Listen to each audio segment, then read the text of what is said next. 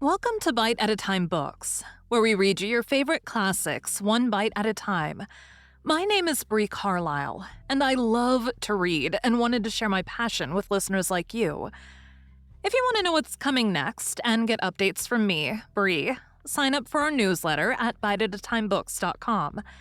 Be sure to follow the show on your favorite podcast platform so you get all the new episodes. Or you can follow the show on YouTube, where we have playlists for all the stories. We're part of the Bite at a Time Books Productions Network. If you'd also like to hear what inspired your favorite classic author to write their novels, and what was going on in the world at the time, check out the Bite at a Time Books Behind the Story podcast, Tuesdays, wherever you listen to podcasts. Today we'll be beginning A Study in Scarlet by Arthur Conan Doyle. Part 1.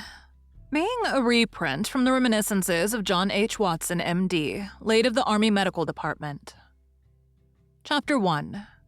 Mr. Sherlock Holmes. In the year 1878, I took my degree of Doctor of Medicine of the University of London and proceeded to Netley to go through the course prescribed for surgeons in the Army. Having completed my studies there, I was duly attached to the 5th Northumberland Fusiliers as assistant surgeon. The regiment was stationed in India at the time, and before I could join it, the Second Afghan War had broken out.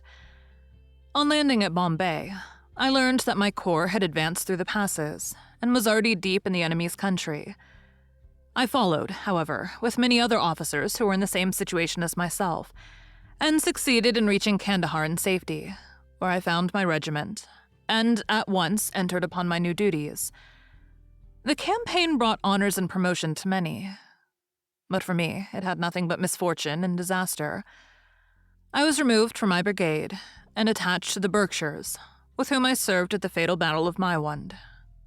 There, I was struck on the shoulder by a Jazelle bullet, which shattered the bone and grazed the subclavian artery. I should have fallen into the hands of the murderous Ghazis, had it not been for the devotion and courage shown by Murray, my orderly, who threw me across a pack horse and succeeded in bringing me safely to the British lines.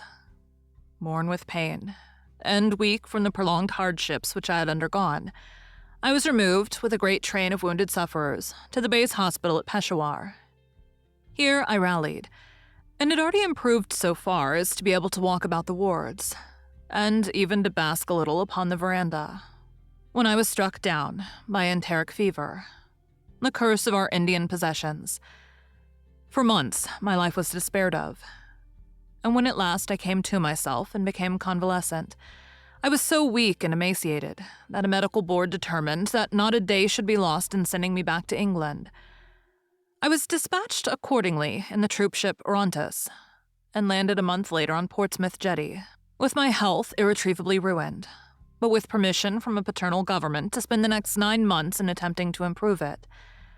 I had neither kith nor kin in England, and was therefore as free as air, or as free as an income of 11 shillings and 6pence a day will permit a man to be.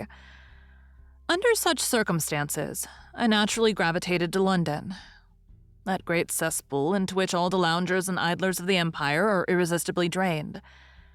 There I stayed for some time at a private hotel in the Strand, leading a comfortless, meaningless existence, and spending such money as I had, considerably more freely than I ought.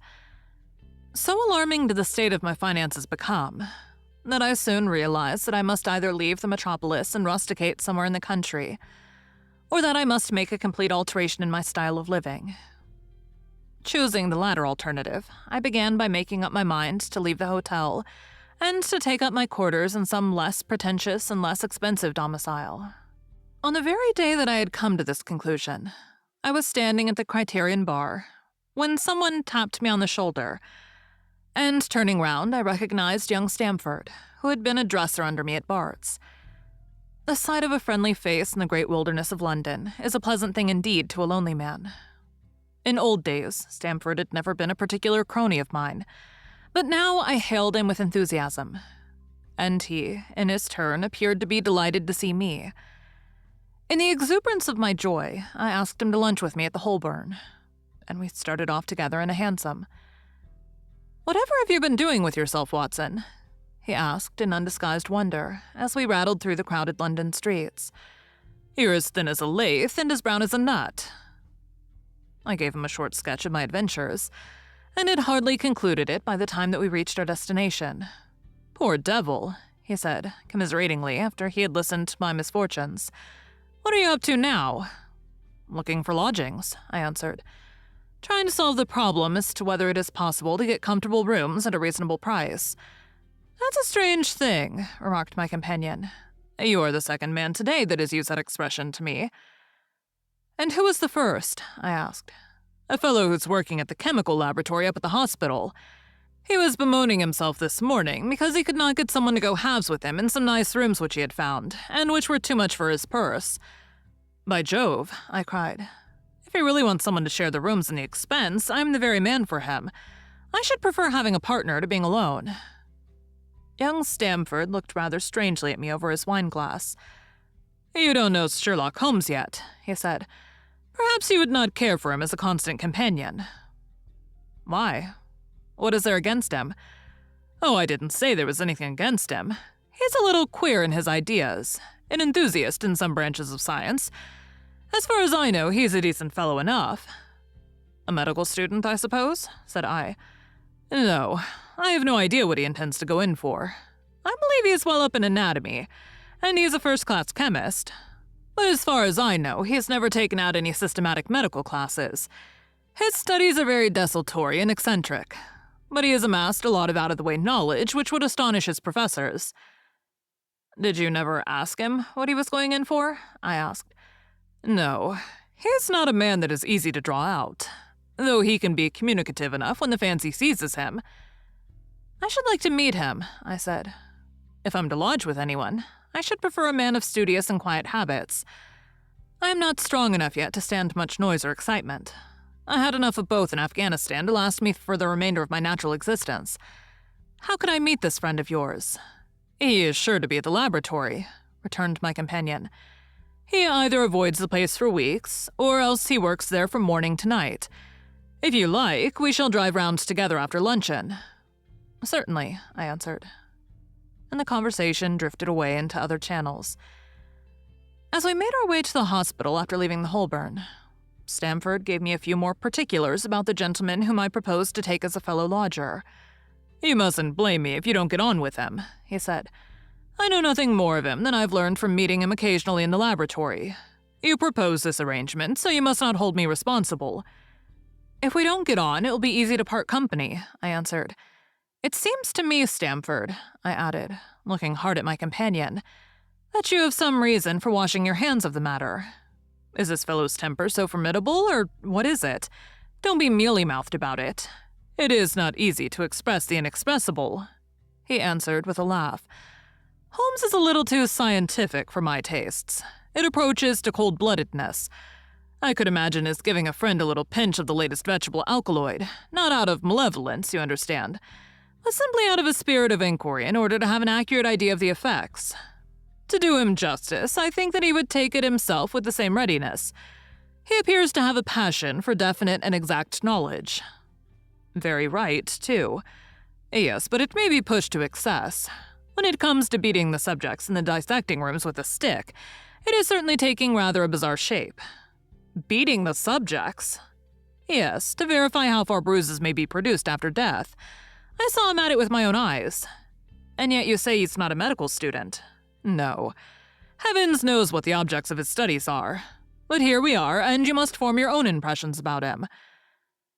As he spoke, we turned down a narrow lane and passed through a small side door, which opened into a wing of the great hospital. It was familiar ground to me, and I needed no guiding as we ascended the bleak stone staircase and made our way down the long corridor with its vista of whitewashed wall and dun-colored doors. Near the further end, a low arched passage branched away from it and led to the chemical laboratory. This was a lofty chamber, lined and littered with countless bottles. Broad, low tables were scattered about, which bristled with retorts, test tubes, and little Bunsen lamps with their blue flickering flames. There was only one student in the room, who was bending over a distant table, absorbed in his work. At the sound of our steps, he glanced round and sprang to his feet with a cry of pleasure. "I've found it! I've found it!" he shouted to my companion, running towards us with a test tube in his hand. "I have found a reagent which is precipitated by hemoglobin and by nothing else." Had he discovered a gold mine, greater delight could not have shone upon his features.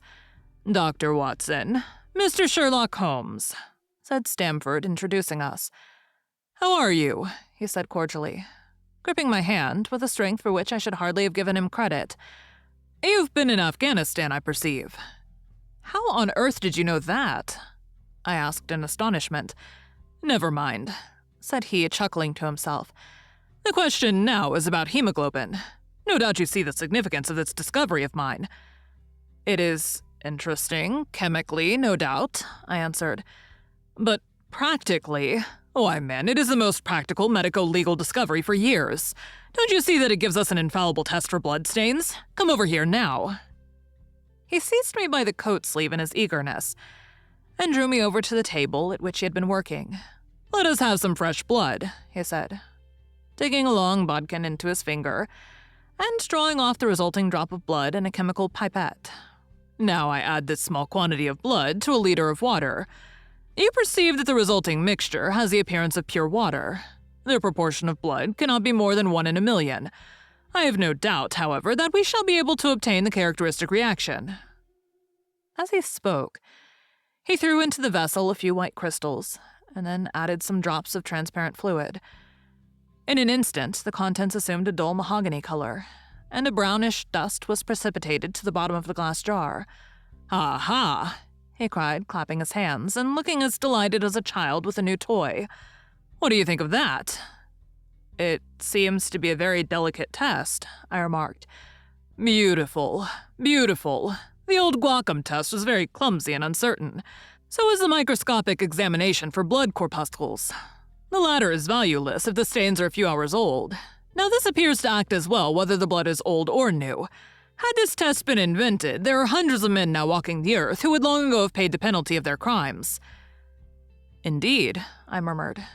"Criminal cases are continually hinging upon that one point. A man is suspected of a crime months perhaps after it has been committed.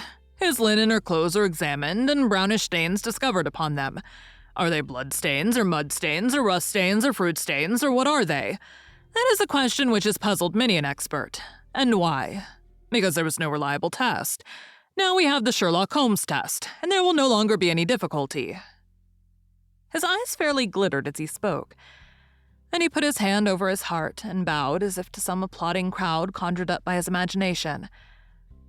"You're to be congratulated," I remarked, considerably surprised at his enthusiasm.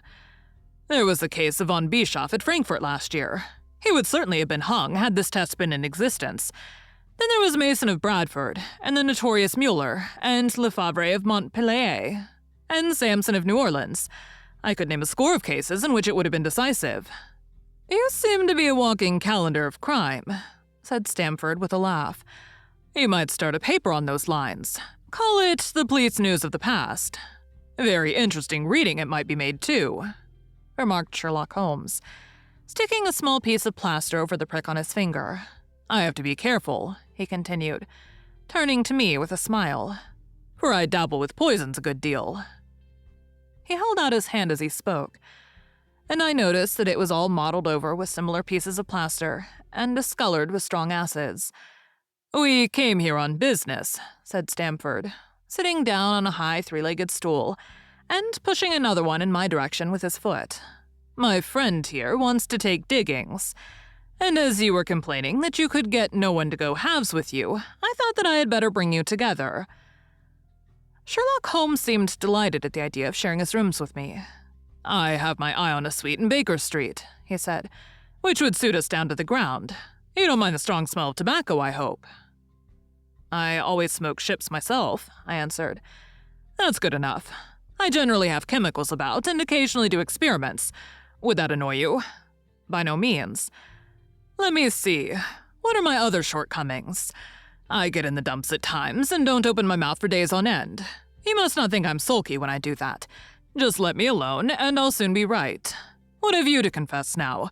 It's just as well for two fellows to know the worst of one another before they begin to live together." I laughed at this cross-examination, I keep a bullpup, I said. And I object to Rose because my nerves are shaken, and I get up at all sorts of ungodly hours, and I am extremely lazy. I have another set of vices when I'm well, but those are the principal ones at present. Do you include violin playing in your category of Rose? He asked anxiously. It depends on the player, I answered. A well-played violin is a treat for the gods. A badly played one, oh, that's all right, he cried with a merry laugh. I think we may consider the thing as settled. That is, if the rooms are agreeable to you. When shall we see them? Call for me here at noon tomorrow, and we'll go together and settle everything, he answered. All right, noon exactly, said I, shaking his hand. We left him working among his chemicals, and we walked together towards my hotel. By the way, I asked suddenly, stopping and turning upon Stamford. How the deuce did he know that I had come from Afghanistan? My companion smiled an enigmatical smile. That's just his little peculiarity, he said. A good many people have wanted to know how he finds things out. Oh, a mystery, is it? I cried, rubbing my hands. This is very piquant. I'm much obliged to you for bringing us together. The proper study of mankind is man, you know. You must study him, then, Stamford said, as he bade me goodbye. You'll find him a knotty problem, though. I'll wager he learns more about you than you about him. Goodbye. Goodbye, I answered, and strolled on to my hotel, considerably interested in my new acquaintance. Thank you for joining Bite at a Time Books today, while we read a bite of one of your favorite classics.